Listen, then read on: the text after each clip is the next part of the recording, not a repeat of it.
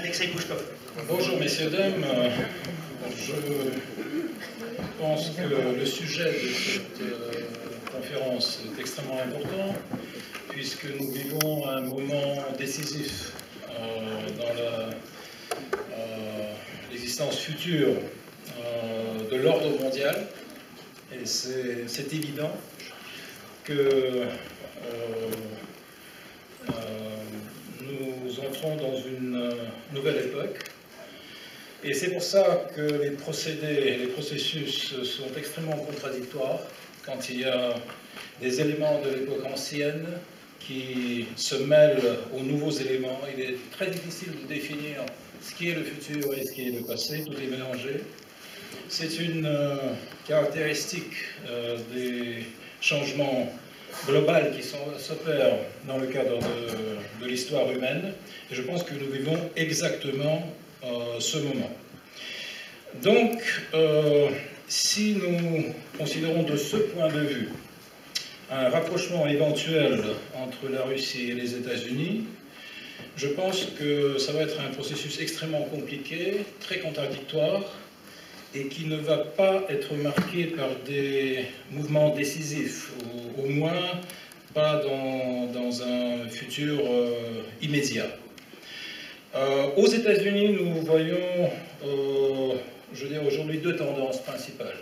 La tendance qui est représentée par M. Trump, c'est l'Amérique du common sense. C'est l'Amérique qui se considère d'une manière plus ou moins réaliste, qui voit ses problèmes intérieurs qui sont très importants, qui comprend que les États-Unis n'est pas un paradis, mais un pays qui est en proie à un certain nombre de crises qui peut-être ne se manifestent pas d'une manière trop active aujourd'hui, mais qui sont vraiment le futur des États-Unis avec cette classe des blanches qui est confrontée par des nouvelles réalités qui sont engendrées par la déindustrialisation, la mondialisation, une nouvelle carte ethnique des États-Unis, et ainsi de suite. Et donc, M. Trump, en tant qu'entrepreneur, est quelqu'un qui, étant milliardaire, est assez proche de la base des électeurs américains, que je pense qu'il comprend tous ces défis et ces enjeux, sinon d'une manière purement intellectuelle, au moins au niveau des instincts politiques qui sont, dans son cas, assez aiguisés. Et aussi, il y a une autre tendance qui est en conflit avec M. Trump, et cette tendance est représentée par tous ses ennemis, qui représentent une classe politique motivée par une religion libérale, des intérêts financiers et des choix établis. Donc ce sont les gens du passé qui ont beaucoup de pouvoir, d'influence et de moyens informationnels, financiers et politiques pour essayer de lier les mains du nouveau président américain. Quand je parle de la religion libérale, je pense que le libéralisme américain est depuis longtemps passé du domaine des convictions et du domaine de l'idéologie à un domaine de religion. Donc c'est une combinaison de dogmes idéologiques que vous devez suivre, autrement vous êtes déclaré en tant qu'ennemi du peuple, ennemi de l'État américain, ennemi du progrès, et ainsi de suite. Donc vous devez suivre certaines prescriptions, et je pense que cette religion libérale a beaucoup plus des approches de Jean Calvin que d'une idéologie démocratique. Parce que cette religion libérale, au fond, rejette toute alternative. Vous devez ou bien la suivre, ou bien vous dissiper dans l'espace. Et donc, tous ceux qui attaquent Trump aujourd'hui, ils l'attaquent depuis cette religion libérale, mais qui aussi est une religion d'intérêt, parce que cette religion sert une certaine classe politique à rester au pouvoir jusqu'à la fin des temps. Je voulais vous faire remarquer que en 1991, un philosophe américain du nom de Francis Fukuyama a formulé la conception de la fin de l'histoire. Monsieur Fukuyama, qui est un type assez intelligent, a ajouté un point d'interrogation à la fin de cette formule. Fin de l'histoire, interrogation. Mais la classe politique américaine a omis ce point d'interrogation et elle a dit oui, fin de l'histoire. Donc, l'Union soviétique n'existe plus, le communisme international est en crise, il y a une évolution vers une économie de marché en Chine et dans plusieurs autres pays. Et donc, voilà, le développement mondial s'est arrêté, et ce qu'on va avoir aujourd'hui, c'est une victoire globale de ce modèle libéralo-démocratique qui va être un modèle unique pour le monde entier, bien sûr dirigé par les États-Unis. Je peux dire que c'est un concept qui me rappelle un peu le concept du communisme mondial, mais avec un autre sens. Mais toute conception totale d'un modèle qui va prévaloir à l'échelle universelle, c'est un concept faux, un concept périmé et qui ne va pas soutenir les défis du développement humain. L'histoire ne finit jamais. Et c'est ce qui est arrivé justement à cette conception, parce qu'une vingtaine d'années est passée, et qu'est-ce qu'on a vu? On a vu qu'au point, je dirais, ultime de sa domination internationale, les États-Unis ont commencé à dégénérer comme puissance mondiale, puissance globale numéro 1. Et le paradoxe, c'était que, justement, au moment où la classe dirigeante américaine au moment où elle s'est considérée comme ayant atteint une victoire absolue, je veux dire au début de la guerre contre l'Irak, c'était le début de la fin de l'ordre unipolaire. Quand George Bush Jr. est arrivé au bord du porte-avions Abraham Lincoln et a déclaré, c'était au début du mois de mai 2003, que la mission est accomplie, mission accomplished, juste à ce moment-là, l'Amérique a commencé à perdre la bataille pour l'ordre unipolaire. Parce que le débâcle irakien dure toujours. L'État islamique, c'est le résultat du débâcle irakien.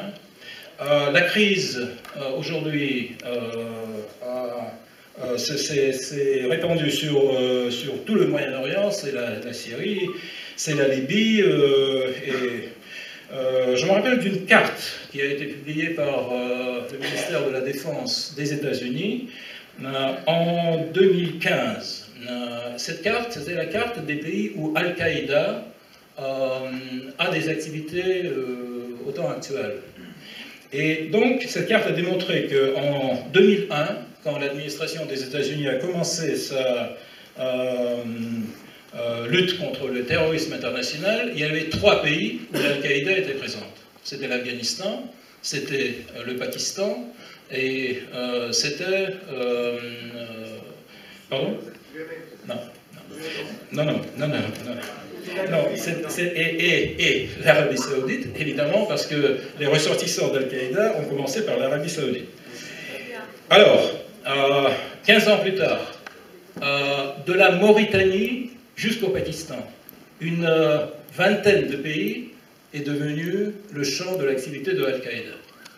Et si la puissance numéro 1 du monde nous dit que son but est de combattre le terrorisme international, et pendant 15 années, et le combat et le résultat, c'est la propagation des activités terroristes de 3 pays jusqu'à 23 pays, je pense que ça nous donne déjà une idée de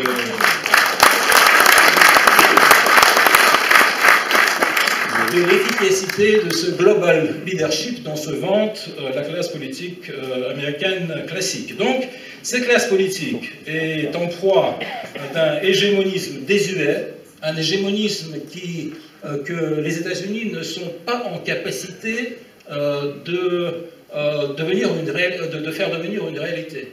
C'est un hégémonisme plutôt conceptuel que pratique, parce que Obama a essayé justement de moderniser l'hégémonisme américain, de le faire plus efficace que du temps de Bush Jr., mais le résultat a été similaire.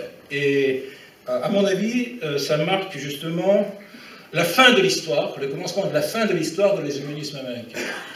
Mais bien sûr que cette transition de la période de l'hégémonisme américain à une nouvelle étape va être extrêmement compliquée, extrêmement difficile, parce que, à part cette religion libérale dont j'ai déjà parlé, il y a des intérêts financiers, il y a une énorme partie de l'économie américaine qui fonctionne justement pour aider cette conception d'hégémonisme. Le budget américain est redistribué pour faire profiter ces énormes campagnes du complexe militaro-industriel, technologique et ainsi de suite. Et donc, il y a une base économique à cette idéologie libérale et interventionniste et hégémoniste. Et puis, il y a des choix établis. Nous savons très bien que c'est difficile de changer, même quand il faut changer. Et quand je vois que aujourd'hui nous confrontons toutes ces campagnes idéologiques qui nous disent que la Russie est un ennemi éternel de l'Occident, que l'OTAN c'est une réponse à toutes les questions dans le domaine de la sécurité et ainsi de suite, ça nous démontre que les États-Unis et l'Occident, enfin une grande partie des États-Unis et de l'Occident, préfèrent de suivre les choix établis que d'introduire des nouveaux éléments dans leur perception du monde actuel. L'OTAN, je suis absolument d'accord avec M. Trump que l'OTAN a perdu son efficacité en tant qu'union qui répond aux questions de la sécurité de l'Occident. Parce que l'OTAN persiste à se battre contre la menace russe. Où est-ce que l'OTAN voit la menace russe? En Crimée, peut-être? Mais la Crimée n'a jamais fait partie de la zone des activités de l'OTAN. Et la Crimée a toujours été russe, comme ça a été vraiment correctement remarqué ici. Historiquement, elle était russe. Pendant 25 ans, il y a eu un décalage entre cette réalité historique et une réalité politique, mais maintenant les choses sont entrées en ordre, et je ne vois pas comment le sort de la Crimée pourrait mettre en question la sécurité de l'Occident. Quand nous entendons que la Russie conduit des manœuvres militaires sur son propre territoire, nous nous demandons qu'est-ce que nous faisons de faux. Mais quand les chars américains viennent dans les républiques baltes, c'est considéré comme quelque chose d'absolument normal, parce que probablement ils doivent y être par définition. Et quand nous disons que les chars américains en Lettonie, c'est quelque chose qui nous fait nous poser des questions, on nous dit, eh ben voilà, c'est la menace russe. Donc, l'OTAN, à mon avis, aujourd'hui,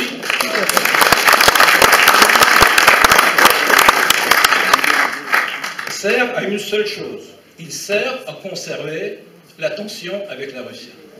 Parce que si l'OTAN voulait vraiment défendre l'Occident des défis dans le domaine de la sécurité, je pense que l'OTAN aurait pris une part beaucoup plus active à ce qui se passe au Moyen-Orient. Parce que pour aller bombarder la Libye, l'OTAN est là. Mais pour battre l'État islamique, l'OTAN est absent.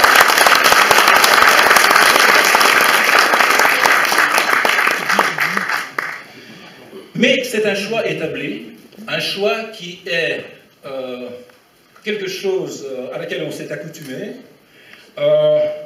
L'OTAN, je pense, peut remplir une fonction très importante. C'est de rassurer les Européens dans le domaine de la sécurité.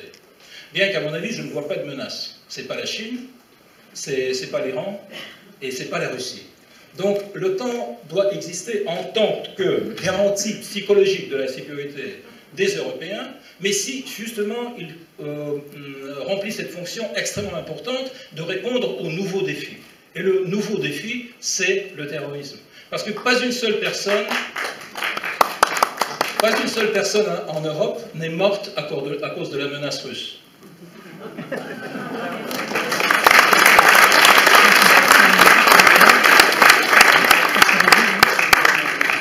Ici en France, il y a des dizaines de personnes qui sont mortes à cause de la menace terroriste, et on le voit en Angleterre, on le voit en Allemagne, et puis il y a Mme Merkel qui apparaît à la télévision et qui nous parle de la menace russe. Et je pense que c'est absolument scandaleux. Revenons aux États-Unis. Pourquoi cette réaction hystérique à la Russie? Vous voyez, les Russes sont partout aujourd'hui. On définit les élections en Moldavie, en Bulgarie, aussi on a écouté M. Macron en France, aussi aux États-Unis, bien sûr, M. Trump, vous imaginez. On a joué un rôle extrêmement important à le faire venir au pouvoir aux États-Unis, si on en croit aux mass médias américains. Aussi, où est-ce qu'on... on a bien sûr influencé le Brexit. Il ne faut pas l'oublier. Hein. Et donc, les Russes sont partout.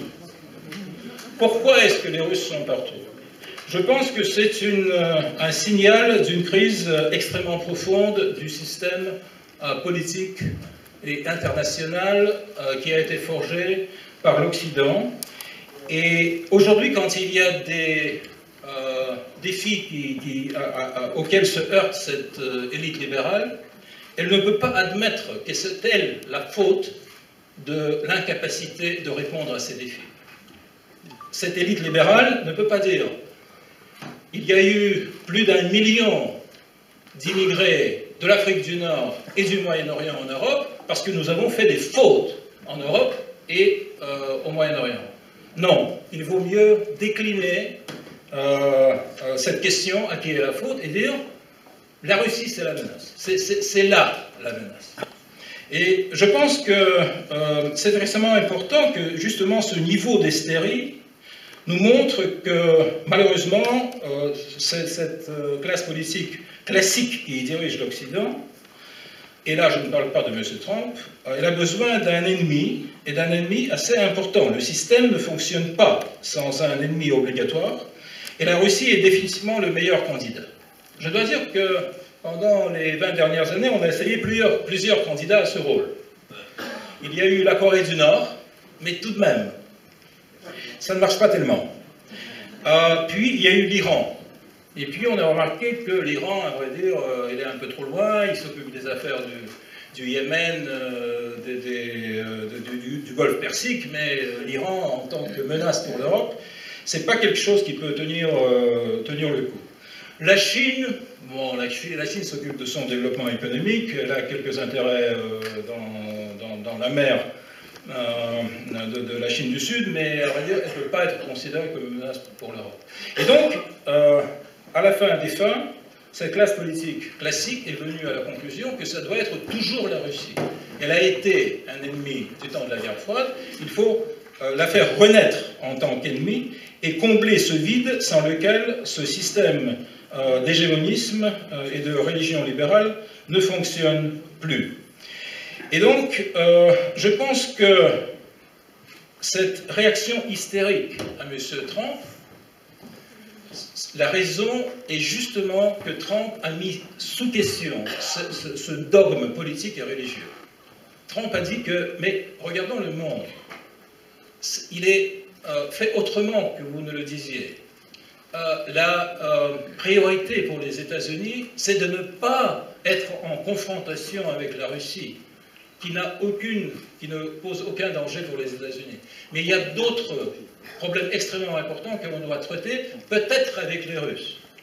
Et c'est là, je pense que la raison, enfin une des raisons pourquoi M. Trump est toujours attaqué, pourquoi il y a eu cette campagne qui, à mon avis, sort de toutes les limites raisonnables et possibles, et qui est centrée justement sur la question de l'influence russe sur les États-Unis.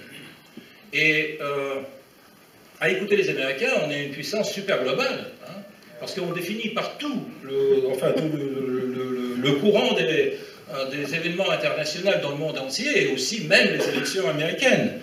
Donc, l'absurdité de cette approche échappe absolument aux médias américains. Parce que les médias américains font partie du même système classique libéral qui veut se tenir au pouvoir indéfiniment et qui ne veut pas laisser aux autres tendances qui sont pourtant présentes dans la politique américaine, dans la politique française, dans la politique allemande, italienne, hollandaise et ainsi de suite, à se manifester et avoir la possibilité de proposer quelque chose de nouveau pour ces nations. Monsieur Trump est attaqué parce qu'il n'est pas quelqu'un qui vient de cette classe libérale classique. La Russie est une raison et la Russie est aussi un prétexte. Parce que je comprends très bien que les représentants les plus intelligents de cette classe libérale classique le comprennent très bien que la Russie n'est pas pour grand-chose dans ce qui se passe aux États-Unis aujourd'hui. Mais c'est une menace qui est très facile à utiliser parce que ça nous remène à la guerre froide, ça nous remène aux choix établis, aux instincts établis, aux intérêts financiers de ceux qui produisent des armements et qui considèrent la Russie toujours comme le plus grand ennemi des États-Unis. Est-ce que, dans ces conditions-là, un rapprochement est possible? Je dirais qu'il y a une fenêtre d'opportunité. Malheureusement, elle se rétrécit, à mon avis, parce que, après cette conversation téléphonique entre M. Trump et M. Poutine, il y a eu des espérances qu'une rencontre va tenir lieu au mois de février ou bien au mois de mars, peut-être en Europe, sur un terrain neutre, peut-être à Ljubljana, dans la capitale de la Slovénie. Ce choix pourrait être facilité par la nationalité de l'épouse de M. Trump, mais ça n'est pas arrivé, et j'ai l'impression que M. Trump se sent un peu coincé par ces attaques, ces critiques, et que probablement le meilleur moment pour cette rencontre personnelle va venir pendant le sommet des G20 en mois de juillet à Hambourg, en Allemagne. J'espère que cette rencontre aura tout de même lieu. J'espère aussi que vers le mois de juillet, M. Trump fera un choix personnel. Parce qu'à mon avis, il doit décider. Ou bien il confronte cette campagne anti-russe et offre une alternative à cette campagne, ou bien elle va submerger toute sa présidence. Parce que les gens comme McCain, les gens comme Cotton, comme Graham, comme Washington Post, CNN et tous les autres fake news, ils ne vont pas le laisser partir comme ça. Et ça va être comme une épée de Damoclès sur sa tête qui va pendre sur sa tête pendant toute sa présidence. Je l'envisage parfaitement. Et avec toutes ces spéculations autour de la possibilité de le faire partir, de commencer une procédure d'impeachment à cause des Russes. Et aujourd'hui, il y aura des hackers russes, demain, il y aura des espions russes, puis il y aura des espionnes russes, puis il y aura des prostituées russes.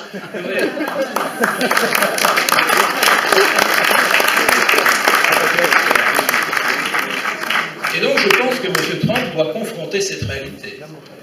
Il doit le faire.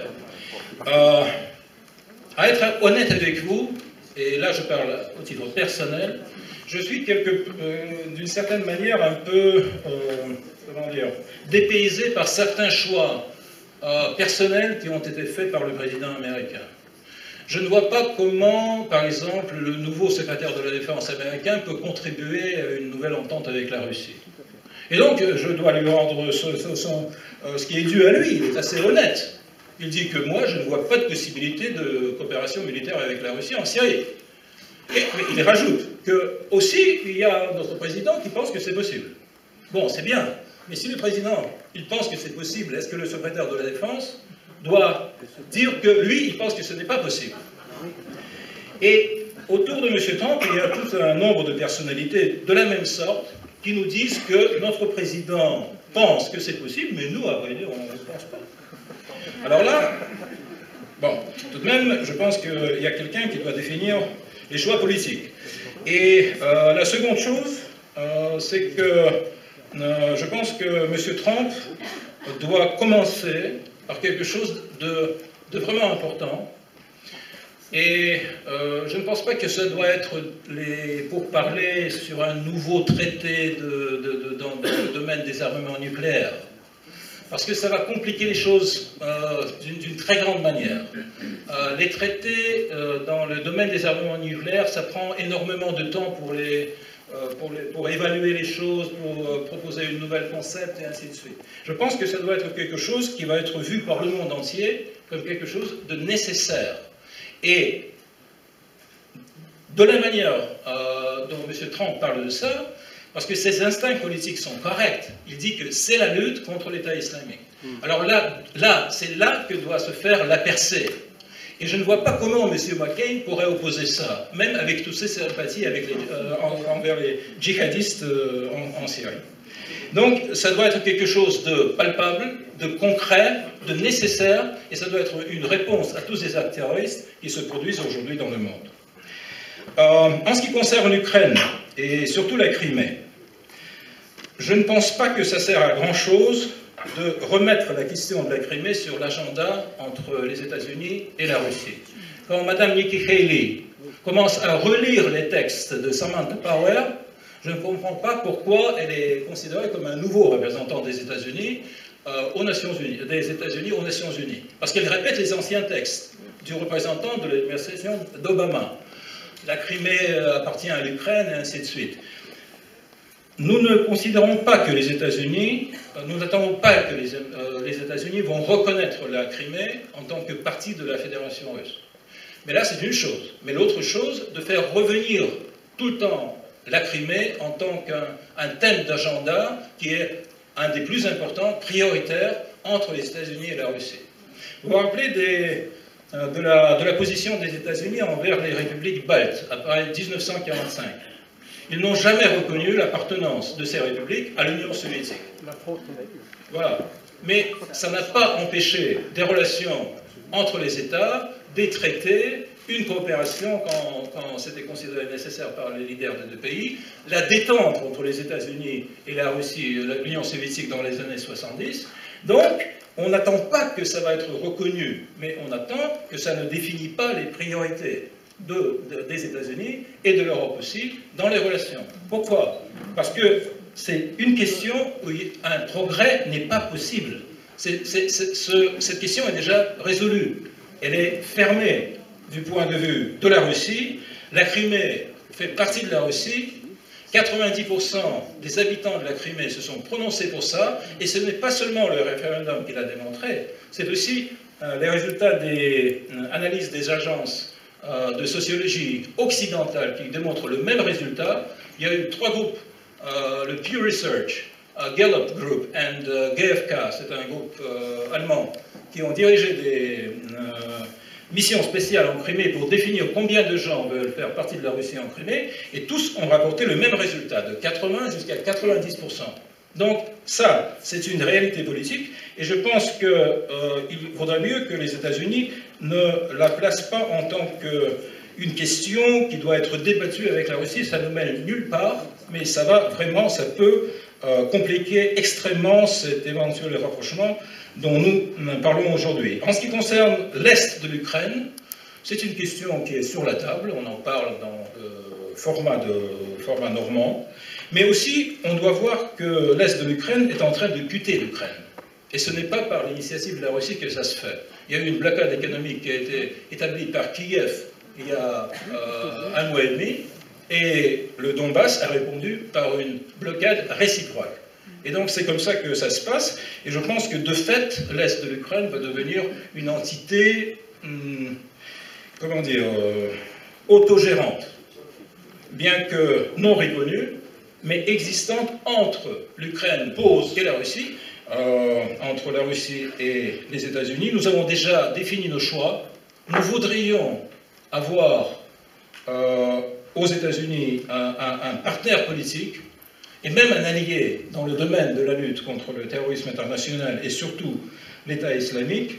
On est prêt à faire reculer nos différences sur plusieurs questions pour arriver à des résultats concrets, et je pense que c'est maintenant à l'administration de M. Trump de fournir la réponse, pas seulement à la Russie, mais aussi au peuple américain et au monde entier, si elle est prête à avoir un tel partenariat et une alliance contre l'État islamique. Merci.